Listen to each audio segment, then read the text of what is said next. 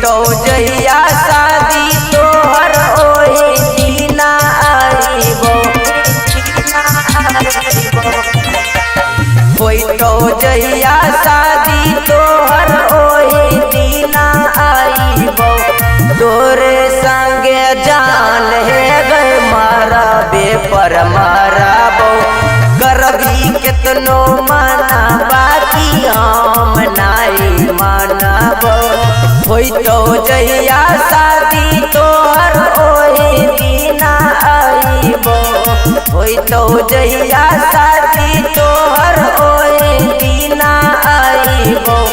तोरे संगे जान है गए मारा बेपर माराबो करबी कितनो माना बाकी हम नाई मानबो। रिकॉर्डिंग स्टूडियो सिटी दीवाना कदवारा।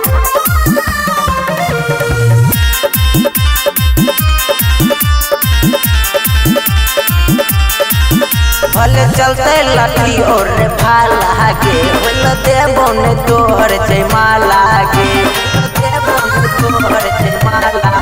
निरंजन यादव से करे छी शादी गे दिल वाले के होय छे बर्बादी गे अपना जैबी ससुरबा हम कबर में रहबो अपना जैबी ससुरबा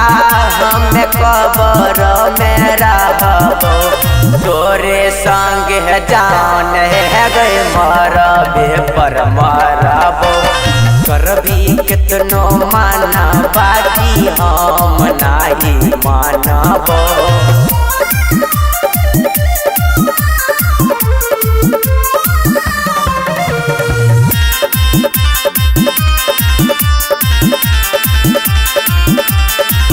खाली सुनी है तू दिल के बात गे जान छोड़बो ने कहियो हाथ गे